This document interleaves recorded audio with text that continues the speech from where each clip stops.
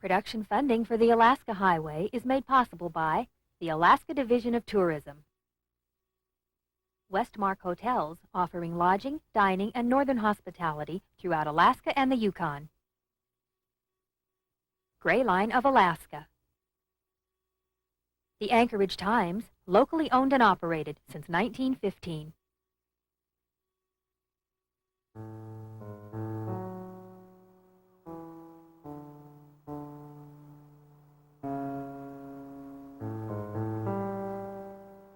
Called the longest main street in the world, the Alaska Highway runs from Dawson Creek, British Columbia, 1,422 miles to Delta Junction, Alaska. A journey that once took months now takes only days.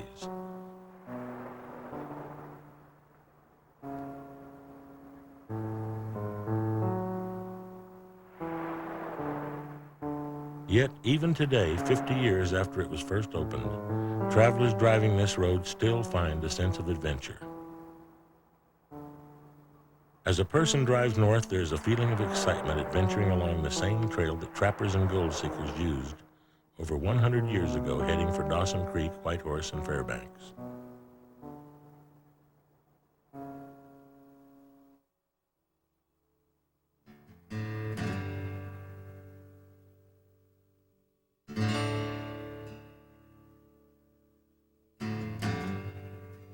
In 1899, E.H. Harriman, the railroad magnate, proposed building a railroad from Chicago to the Bering Sea, connecting the Alaska and Canadian gold fields with the continental United States.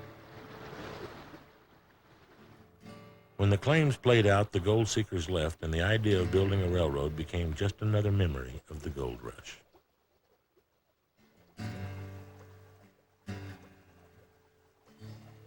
Plans to construct a road through Canada to Alaska surfaced in the early 1920s.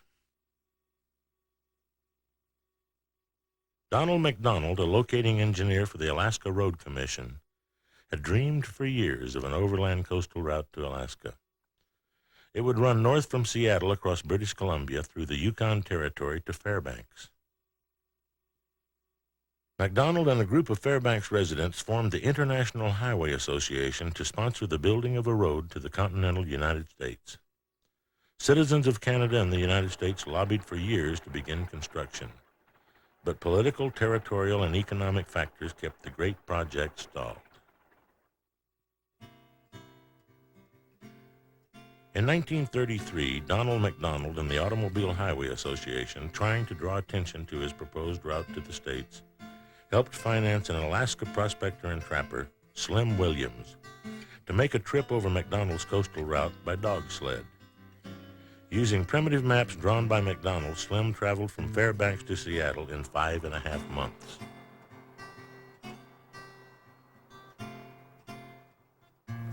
In Seattle, Slim replaced his sled runners with wheels and outfitted his dog team with leather moccasins.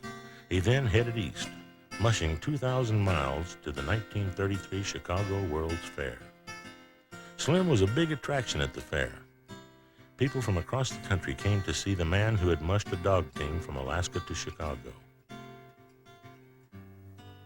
After the fair closed for the season, Slim mushed on to Washington, D.C. to tell Alaska's representative to Congress, Anthony Diamond, about the possibilities of a road between Alaska and the United States. Slim was invited to the White House to brief President Roosevelt on the proposed road. Years later, Mrs. Roosevelt would remember Slim as the most vocal Alaska advocate for the International Highway.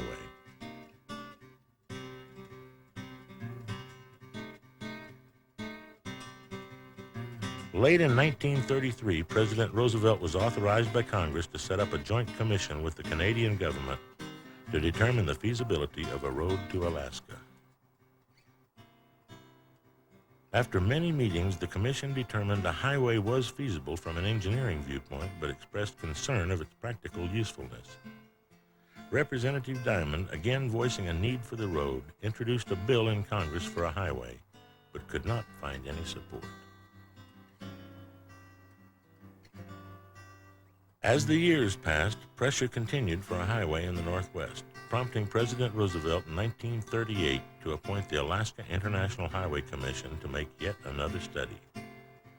This new commission also submitted a favorable report and even undertook a survey of several possible routes. The commission would end up suggesting 3 routes. Donald MacDonald's coastal route. Route A, starting in Prince George, going north to Hazleton and Telegraph Creek, crossing the Yukon by way of Whitehorse, and reaching Fairbanks by the Tanana Valley.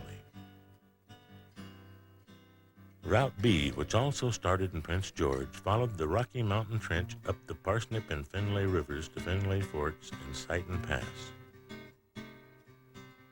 Then turned north to Dawson City, down the Yukon, then connecting to Fairbanks. But once again, plans for the highway were tabled due to high construction costs and the uncertainty of what effect the intrusion of the United States government into northern Canada would have on the territories.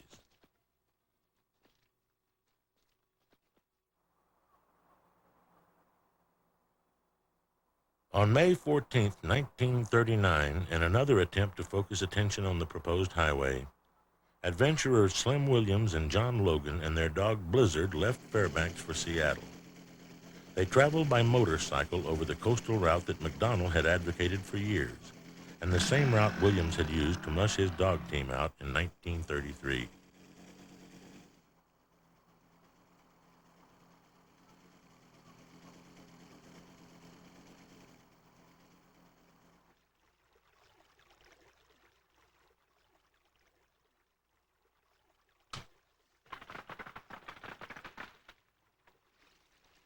Slim and John, using maps provided by MacDonald, followed pack trails for easier going, pushing their motorcycles across half-thawed muskeg on fallen logs, and ferried their motorcycles across rivers on canvas boats and wooden rafts.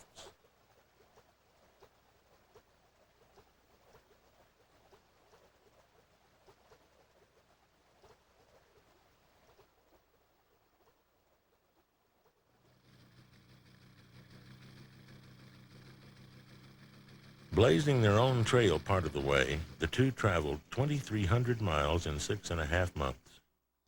Slim said he and John never missed a meal, just got several days behind sometimes.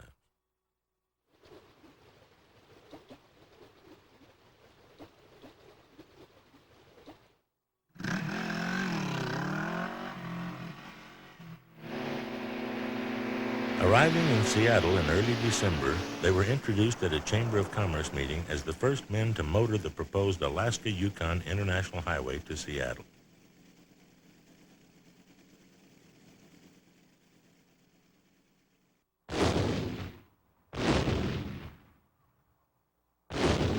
Early in 1939, with the rumble of war sounding in Europe, a string of air bases extending from Edmonton, Alberta to Fairbanks, Alaska was proposed. The Canadian Department of Transport wanted to develop the bases to move people and supplies to Western Canada and Alaska.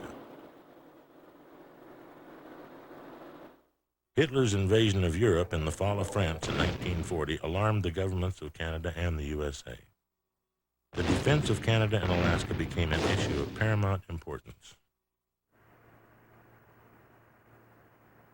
The go-ahead was given for construction of more than 20 airfields and emergency landing strips that would become the Northwest staging route.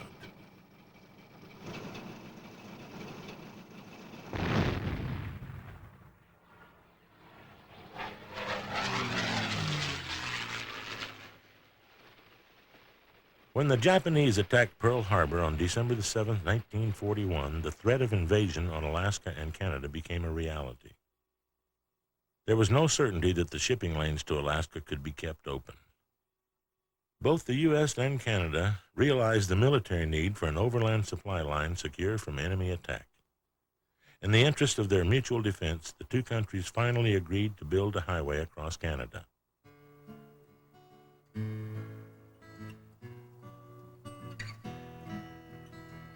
Canada agreed to provide the right-of-way, waive import duties and taxes, and allow the use of timber, gravel, fill, and rock for construction along the route of the highway. The United States agreed to pay for the construction and to maintain the highway for the duration of the war, turning over the Canadian portion of the road to the Canadian government 6 months after the war ended. A Canadian official said, "We will supply the soil. The United States will provide the money and toil." A highway would be built to Alaska. With the signing of the agreement, an American cabinet committee consisting of the Secretaries of Navy, War, and Interior was assigned by President Roosevelt the difficult task of route selection. They met and then transferred route selection to the U.S. Army Corps of Engineers. Military considerations were recognized as the most important factor in choosing what path the highway would take. The Corps decided the road would follow the line of the Northwest Staging Route airfields.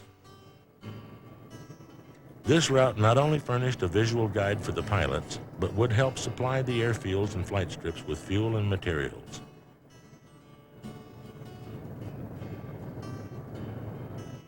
The Corps requested permission from Canada to conduct a survey and construct a pioneer road.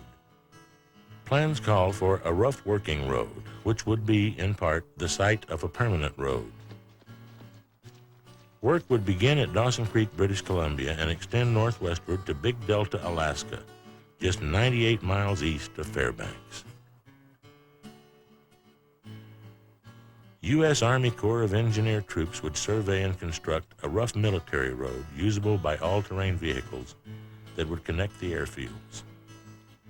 Civilian contractors, directed by the U.S. Public Roads Administration, would then utilize the Pioneer Road in the location and construction of a permanent road. Brigadier General C.L. Sturdivant, Assistant Chief of Engineers, was ordered to obtain survey reports and determine the availability of road-building equipment. Colonel, soon to be Brigadier General, Bill Hogue, was appointed director of the project.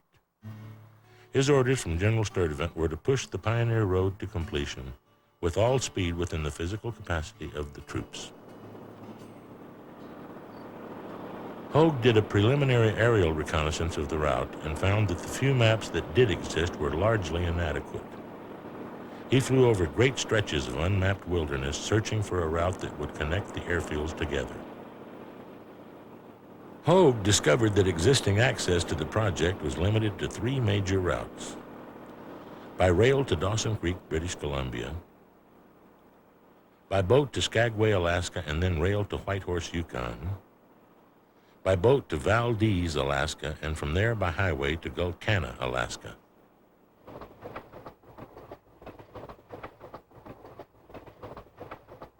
Little did the towns realize the impact the construction of the road would soon have on their communities. Speed was of the essence. Top priority was given to cutting a passable trail through the short working season. The northern climate dictated a construction period of 6 months or less. Hogue had to move men, heavy equipment, and supplies across the Peace River to Fort Nelson. This task had to be accomplished while the river ice could still support heavy traffic. The spring thaw would make the winter road out of Dawson Creek a sloppy mire that could swallow both man and machine. Orders went out, and men and equipment of the 18th and 35th Combat Regiments began moving north. They came from all over, men and boys, officers and enlisted, black and white, from Iowa, Georgia, South Dakota, New York, California, and Florida, heading north by air, boat, and rail, most of them not knowing their final destination.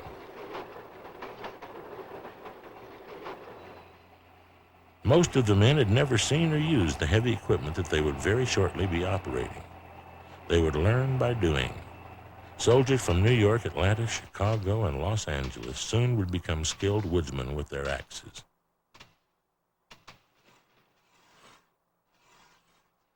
They would work in a land where summer was 3 months of daylight, and where temperatures would rise to 70 degrees and sometimes much higher. In winter, there were months of darkness and prolonged periods of sub-zero weather, when temperatures sometimes dropped lower than 50 below zero. They would learn about the cold, ice and snow. They would also learn to live in an environment that offered continuous daylight, to have mud or dust mixed in with every meal, and to sleep with flies and mosquitoes that were always on the attack. Some would grow to hate the country. Some would love it.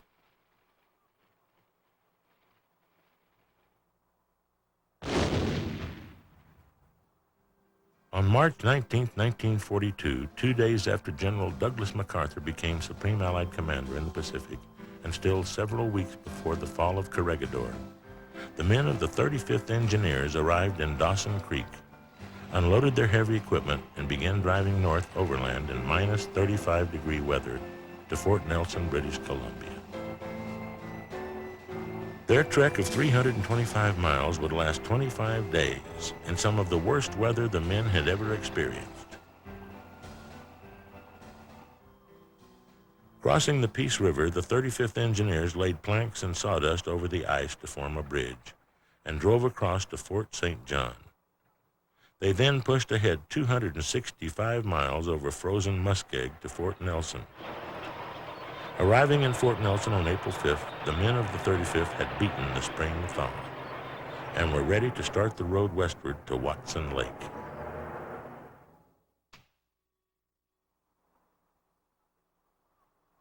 At the same time the Alaska Highway was beginning, plans for a second major building effort in northwest Canada were being finalized in Washington and Ottawa.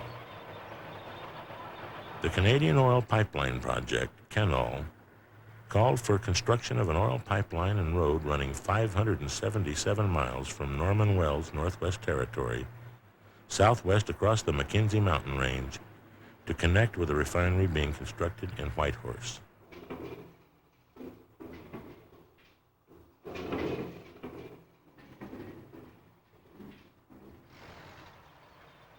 This project would provide gas and diesel fuel for trucks using the highway, and aviation gas for the fighter planes, bombers, and transports flying the Northwest staging route.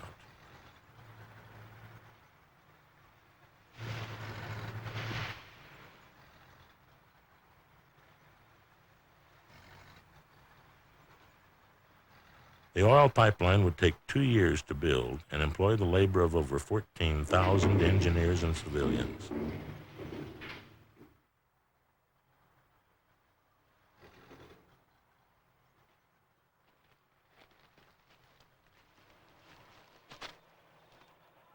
As plans for the oil pipeline were beginning, an army of road builders began moving into position to start on the highway. In early April, the 18th Combat Engineers landed at Skagway and took the White Pass and Yukon Narrow Gauge Railroad 111 miles to Whitehorse. From there, they began working on a trail westward to Kluane Lake. Skagway and the White Pass and Yukon Railroad would become a major port and supply route for troops and materials used on the construction of the Alaska Highway and the CANOL project. In mid-April, the 93rd General Service Regiment and 340th General Service Regiment, consisting of black enlisted men and white officers, arrived in Skagway. They landed without their heavy equipment and would remain in Skagway from mid-April to mid-May, awaiting their trucks, tractors, and graders. The 340th was moved by rail to Whitehorse and divided, part working west, the remainder assigned to work south toward Watson Lake. The 93rd was sent to Carcross and worked east to Teslin Lake. In late April 1942, Lieutenant General Eugene Raybould, Chief of Engineers, split the project into two independent commands, placing Colonel Patsy O'Connor in charge of the Fort St. John or southern sector, and General Hogue in charge of the Whitehorse or northern sector. Watson Lake was the dividing point.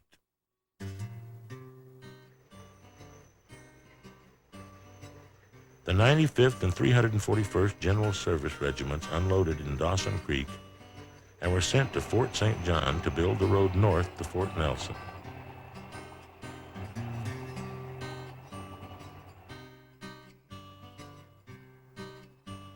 As construction began, survey crews were laying out the route for the Pioneer Road. Bush pilots spent long hours flying aerial reconnaissance, taking Army and Public Roads Administration engineers up to check the terrain. Possible routes were photographed to find the best location for the new road. Aerial surveys were followed by ground reconnaissance on foot with pack horse and dog sled.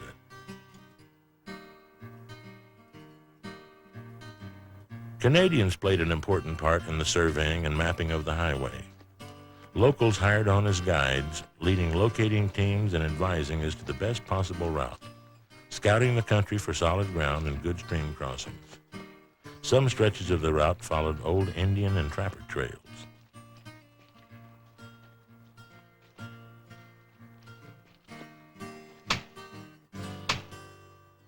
The primary road was cut with axes and bulldozers through forests of spruce, jack pine, and aspen trees.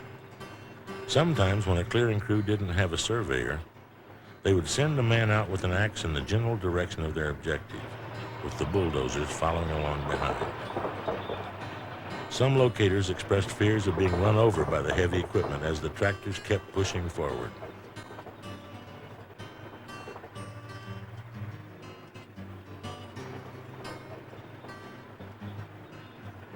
While the road was being built, one soldier was asked what he thought about this part of the world.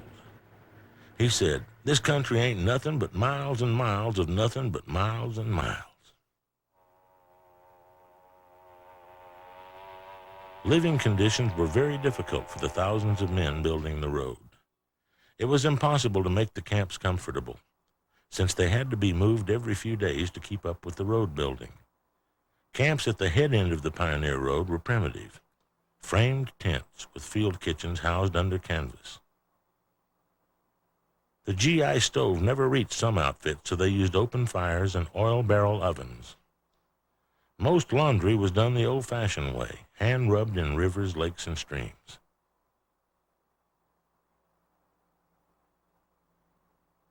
The 97th General Service Regiment landed at Valdez in mid-May and began working out of Salina in mid-June, northeastward towards the Tanana River. By early June 1942, 2 combat regiments and 5 general service regiments with over 10,000 officers and men had arrived to work on the road.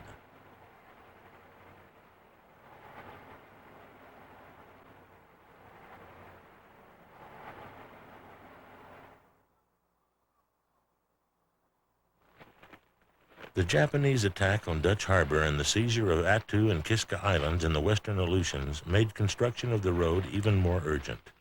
The fight for Alaska had begun.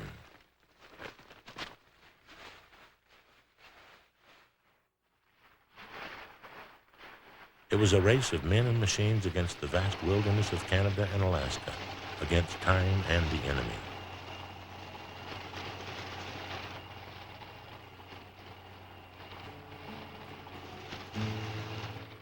As the Army was issuing marching orders and moving troops into place, the Public Roads Administration, the PRA, started gathering engineers and support personnel from district offices across the United States.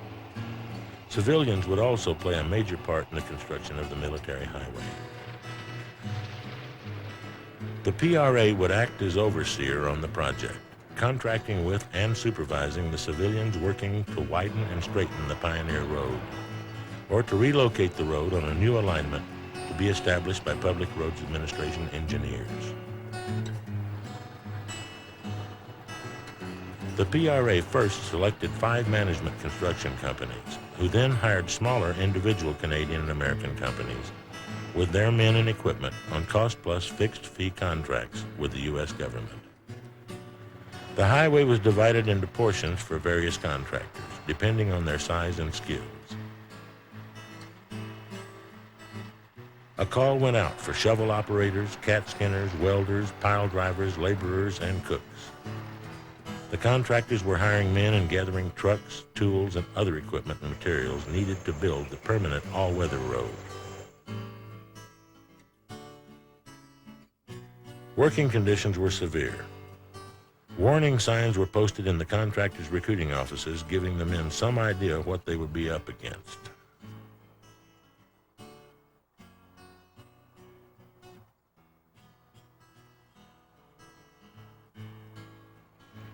Base camps were built at 25-mile intervals, with each contractor usually working in both directions to meet the other contractors halfway. By May of 1942, the PRA had hired 54 construction companies, including 13 Canadian firms, engaging over 6,000 civilians to help build the road.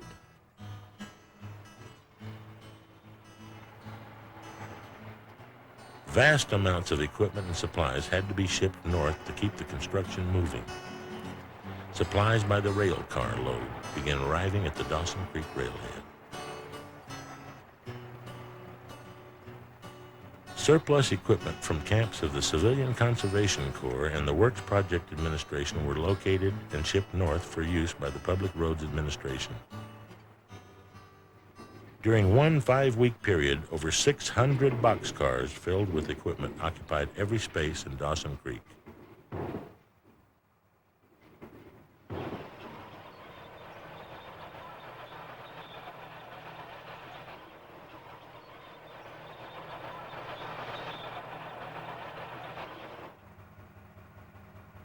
The big question during the late summer and fall of 1942 was whether the road could be pushed through before winter halted all operations. In July, the Army realized that if the access road was going to be finished on schedule, the engineer troops and civilians would have to join forces. General Hogue requested assistance for the engineer regiments. The PRA and civilian contractors were ordered to leave their work on the permanent highway to help finish the Pioneer Road. Contractors were shifted up and down the line to supplement and speed up construction.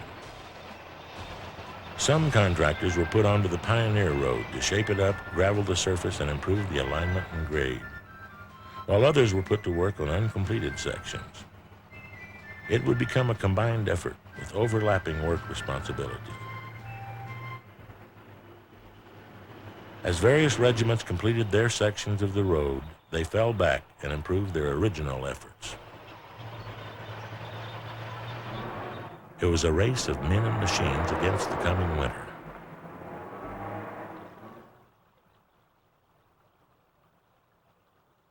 The many streams and rivers along the route posed major problems in the construction of the road. By the time it was completed, over 130 bridges would be built. Some streams could be forded, others required pontoon bridges. At wider waterways, troops made rafts by lashing pontoons together and decking them with timber, powering them with outboard motors.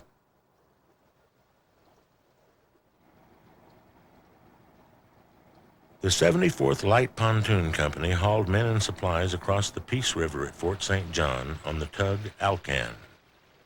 Tugs and barges also moved men and supplies back and forth on the Teslin River and on Teslin and Tagish Lakes.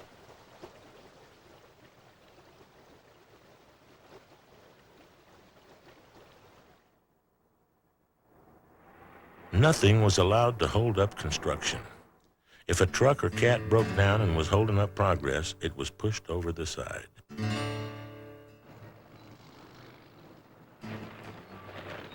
Build the road was the motto.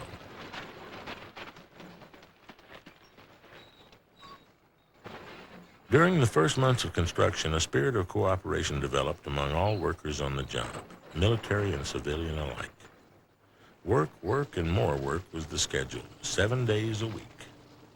Sometimes 4 or 5 miles of road could be built in a day, as the summer daylight hours allowed the crews to work around the clock. During July and August, in 90-degree heat, the men were forced to wear gloves and old-style hats with netting to protect themselves against swarms of mosquitoes, flies, and the legendary no-see-ums. Despite long hours and tough going, the men kept a sense of humor. Humor was everywhere. There were signs all along the road recalling memories of towns far away. There was a story passed up and down the road about 2 mosquitoes in a tent who were discussing the merits of 2 sleeping soldiers. One said, "Let's not eat 'em here, let's drag 'em outside." "Oh no," the other replied, "if we do, the big fellas will get 'em."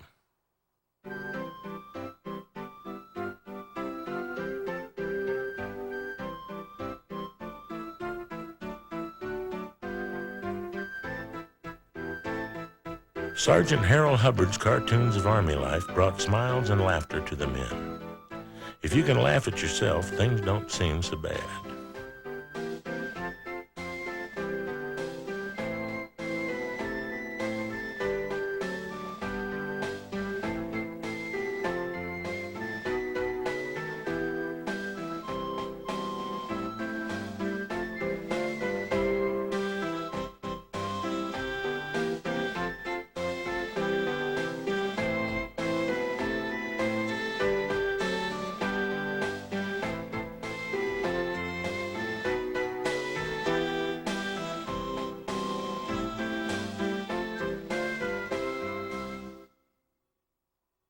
Entertainment took various forms, including cribbage, poker, horseshoes, baseball, photography, and watching the numerous bears that became attached to the garbage dumps.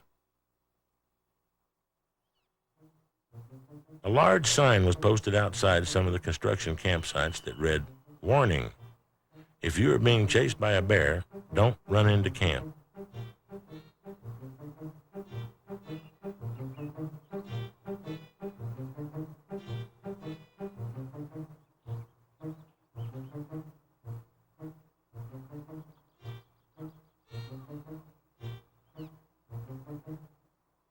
Men adopted pets such as huskies, squirrels, and bear cubs.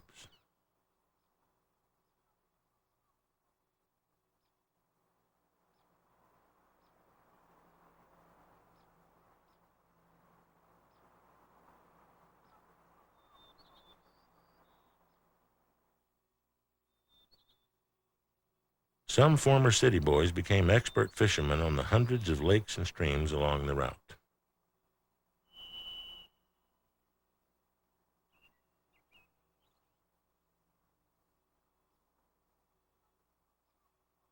The men working on the highway dubbed the road the Oil Can Highway because of the hundreds of empty gas and diesel fuel drums scattered along the road. A lack of spare parts and the difficulty in making repairs were problems faced by both the Army and the civilian contractors. Due to the great shortage of spare parts, it was necessary to cannibalize some machines in order to keep others serviceable. Repair shops on wheels kept equipment in service. Portable refueling and greasing units kept the machines online and crews working.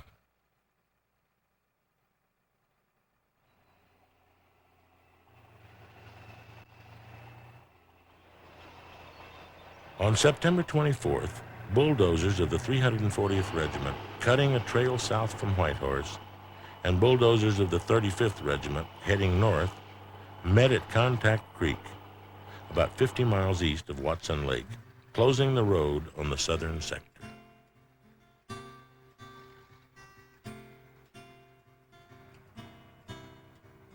On October 25th, lead bulldozers of the 18th and 97th Engineers met at Beaver Creek, a few miles east of the Alaska-Canada border.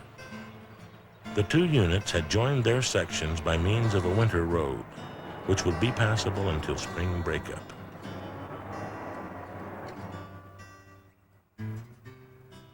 The Alaska Highway was officially dedicated at Soldiers Summit, overlooking Kluane Lake, on November 20th, 1942.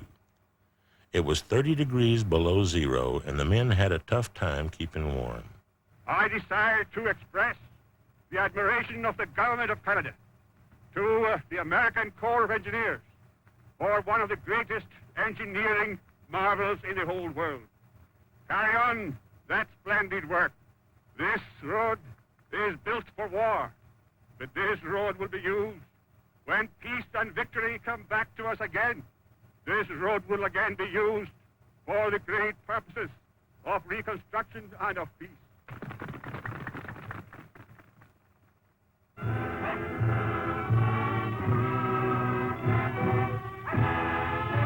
They've cut the ribbon. The Alaska-Canada Highway is now officially open. 8 months after construction began, the Honorable Ian McKenzie of Canada and E.L. Bartlett, acting governor of Alaska, cut the ribbon and trucks moved northward over the 1,600-mile highway. The objective of getting a road into Alaska that winter had been achieved, but the highway had exacted its toll of human life. A pontoon ferry crossing Charlie Lake near Fort St. John capsized in a sudden squall, drowning 2 officers and 10 men. 8 soldiers were drowned crossing the Peace River. One death from exposure occurred when a driver tried to walk 10 miles to camp instead of waiting for help in his disabled truck.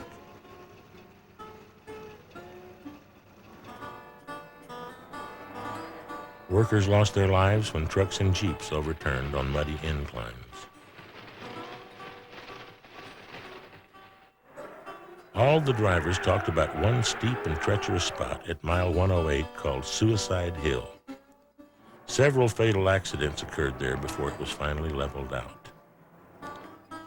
Services were held and lost comrades remembered.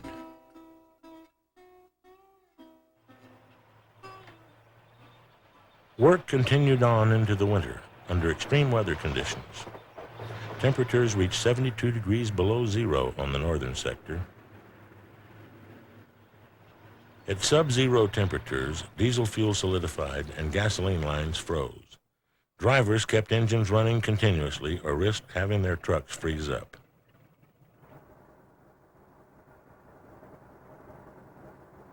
Throughout the winter, convoys used the road to carry supplies to the camps and the airports. Sometimes punishment becomes a pleasure. For a time, any driver who slid off the road got 5 days KP. Since most of the truck cabs weren't heated, a lot of drivers started sliding into the ditch just to spend time in a warm mess hall. A new order was issued stating that the first order of business was for the driver to get his truck out of the ditch. Maybe then he would be allowed the honor of KP. Many trucks and tractors dropped through the ice, becoming trapped by the freezing water. They were left as a ghostly memory of what happens when you break down.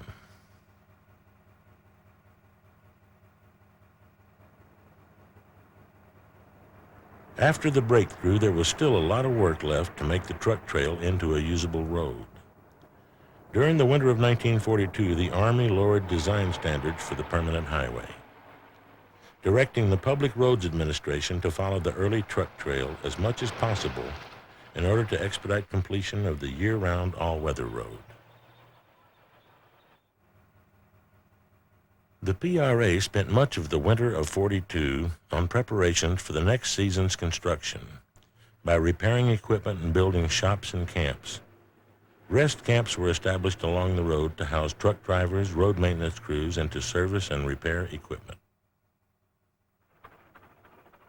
The steady stream of supplies was only halted when temporary bridges were carried away by ice or when heavy rains caused embankments to give way, causing landslides that blocked the road. With the coming of warm weather, long stretches of the Pioneer Road became impassable. Traffic would back up for miles. Trucks would jam up when the muskeg melted and the ground became a deep-rutted gumbo mud. Permanently frozen ground became a bottomless quagmire when exposed to sun and air. The ever-present cats had to pull the vehicles through and get the traffic moving again.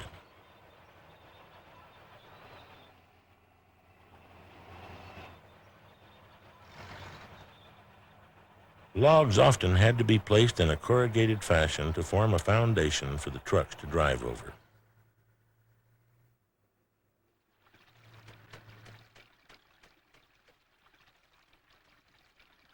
Washouts were a major problem. The first bridges built by the Corps of Engineers were temporary log bridges of untreated timber. Heavy rains on July 9th and 10th, 1943, destroyed 24 bridges and closed the Fort Nelson section of the road for 40 days.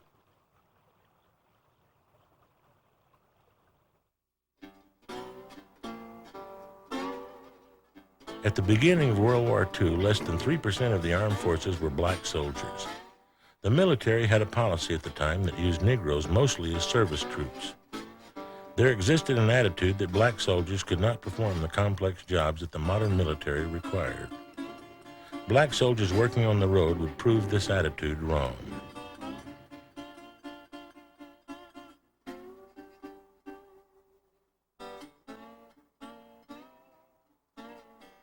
Of the more than 10,000 troops working on the highway, 3,600 were black. The 3 black regiments served with distinction, receiving meritorious unit commendations. They built not only the highway, but acceptance for all blacks in the military.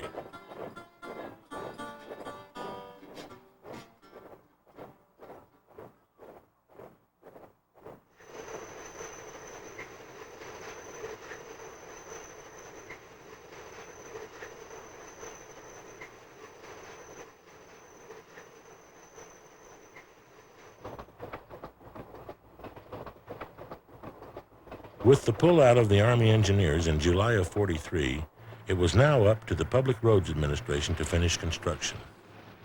Workers leveled and straightened the roadway and improved the drainage system.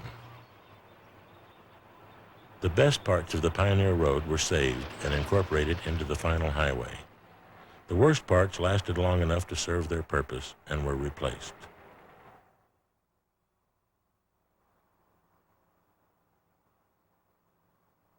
At the peak of operations, 81 contractors had 14,000 men working on the highway from Dawson Creek to Big Delta. Most of the contractors worked 2 11-hour shifts a day, 7 days a week. Hourly pay rates ran from 96 cents for laborers to $2 for shovel, dragline, and crane operators. Truck drivers were paid from $1.10 to $1.40 an hour.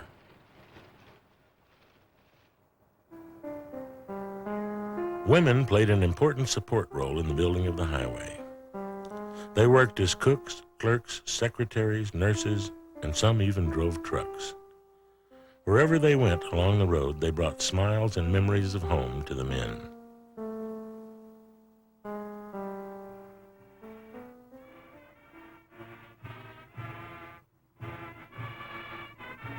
Another milestone occurred in early August of 1943 with the opening of the Peace River Bridge, located about 50 miles northwest of Dawson Creek.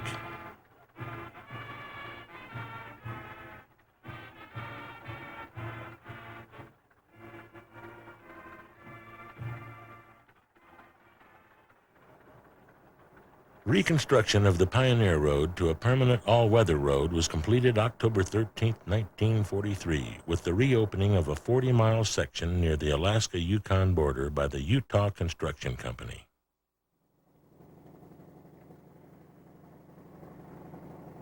The building of the highway not only changed the land of the Northwest, but would have a lasting impact on its native people. The military and civilian workers brought different lifestyles and values to the area. The soldiers and civilians unknowingly brought sickness. The Yukon Indians had no immunities to diseases like German measles, mumps, and influenza. Serious epidemics caused many deaths in villages along the new road. The road also brought education, easier travel between villages, and made health care more accessible to the people of the Northwest.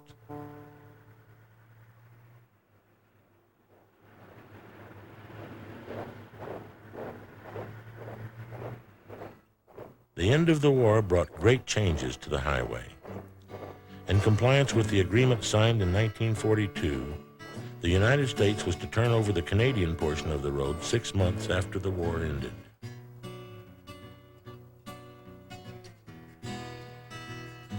On the 1st of April 1946, control of 1,200 miles from Dawson Creek to the Alaska border passed to the Royal Canadian Army. Headquarters for the newly established Northwest Highway System was in Whitehorse.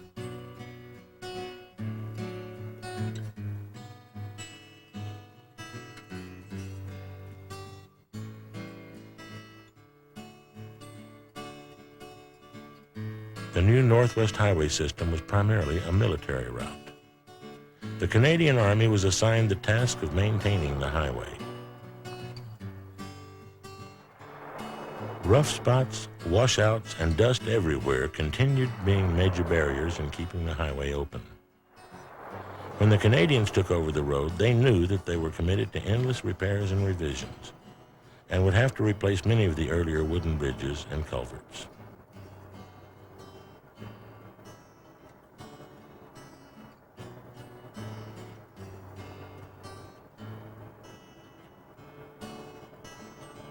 During the war and for the first few years afterward, the road was closed to most civilian travel for lack of most of the regular highway facilities.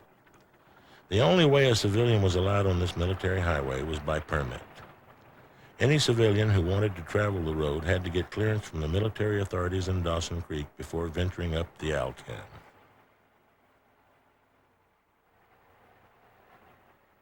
The Alaska Highway lies along some of the most beautiful yet forbidding country in the world.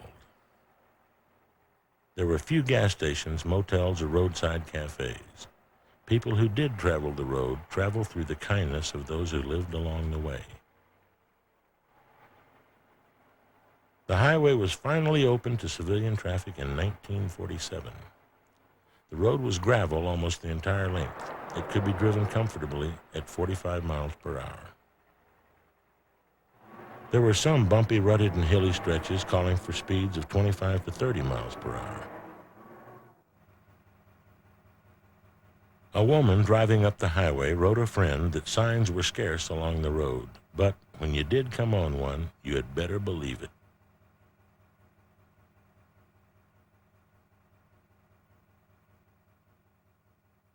In 1949, William Wallace, seeing there was a need for civilians using the Alaska Highway to know what services were available, published The Milepost. The name milepost comes from the familiar white mileposts which give the number of miles from mile 0 at Dawson Creek, British Columbia.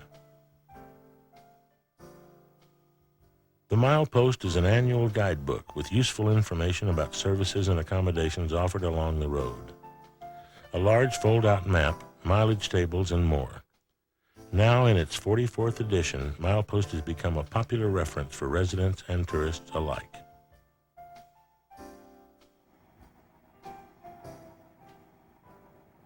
By early 1950, the highway had emerged as an important commercial supply line. Highway traffic continued to increase with the flow of goods and materials moving north into the Yukon and Alaska. An old trucker was heard to say, "I get a new thrill out of every mile of this old highway, every trip I make."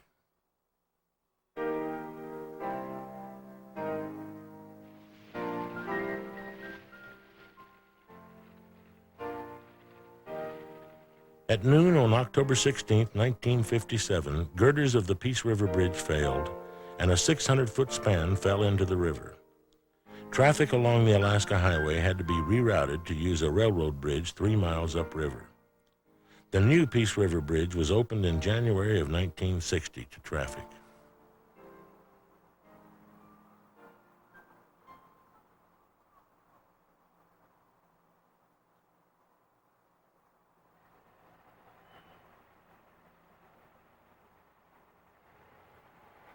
On April 1, 1964, nearly 22 years after opening the Pioneer Road, the Department of National Defense transferred responsibility for the highway to Public Works of Canada. Civilian traffic had greatly increased between 1946 and 1964. With increased traffic came demands for reconstruction and paving. There were calls for feasibility studies on highway redevelopment and endless political debates on both sides of the border about spending large sums of money on a small population spread across vast distances and contributing only limited funds.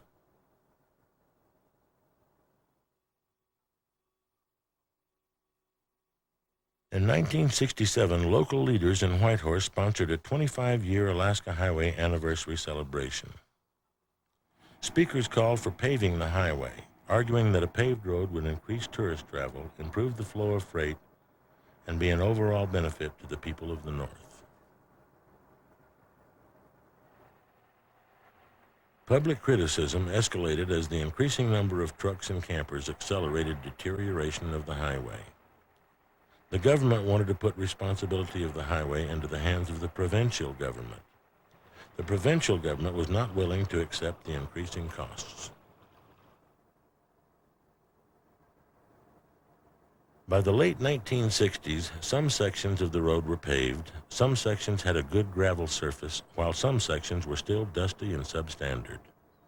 Broken windshields and headlights were common, and in dry weather, dust clouds reduced visibility.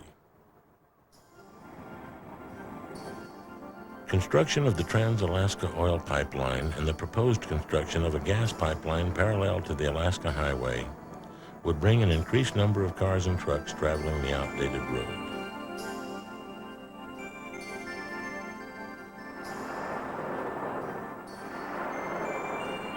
In 1973, the U.S. and Canada again opened negotiations for a cost-sharing program for paving the highway. In 1978, the U.S. and Canadian governments agreed to the upgrading and paving of the Canada section of the Haines Road to Haines Junction, and from there to the Alaska-Yukon border.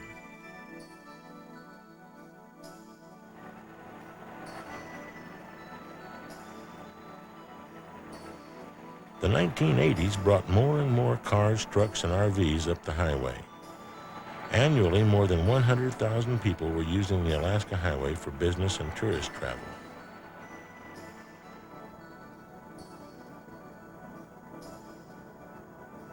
Time brings changes.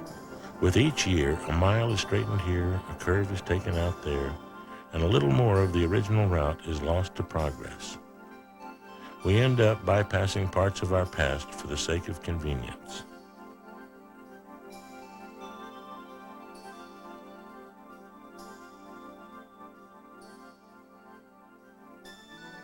The 50th anniversary of the building of the Alaska Highway will celebrate the joint effort of the United States and Canada in the construction of the road. Communities along the highway have planned a year-long calendar of international and local events called Alaska Highway Rendezvous 92. Official opening ceremonies for the year-long celebration will be held February the 16th, 1992, in Dawson Creek, British Columbia. 5 international air shows will take place along the road, concluding with the rededication of the Northwest Staging Route on July 11th at Ladd Field in Fairbanks.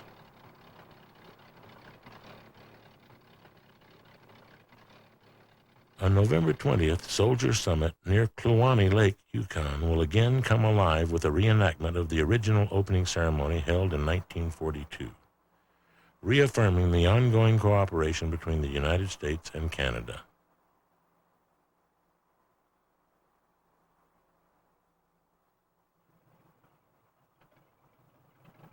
Throughout 1992, communities have scheduled festivities along the length of the Alaska Highway, as the people of the Northwest join together to celebrate the highway's 50th anniversary. Today, the Alcan is 1,422 miles in length, from Dawson Creek, BC to Delta Junction, Alaska. The Canadian portion of the route measures 1,200 miles from Dawson Creek to the Alaska-Yukon border. The road is paved in most places. Less than 100 miles remained gravel as recently as 1991.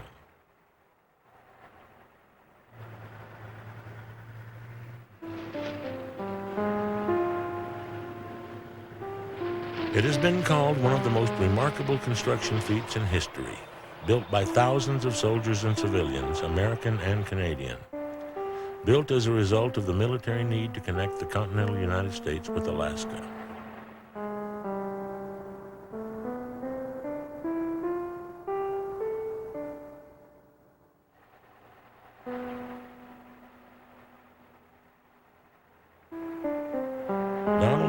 Said, "A highway to Alaska must be built." Slim Williams proved it could be done. Thousands of men and women opened a road north. The vision became a reality.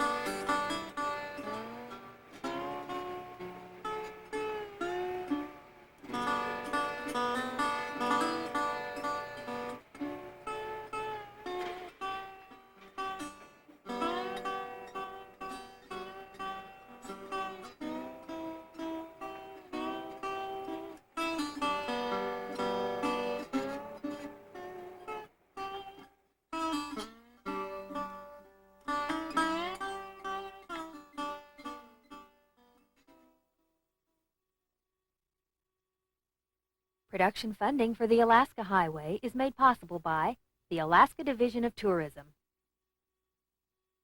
Westmark Hotels, offering lodging, dining, and northern hospitality throughout Alaska and the Yukon. Gray Line of Alaska. The Anchorage Times, locally owned and operated since 1915.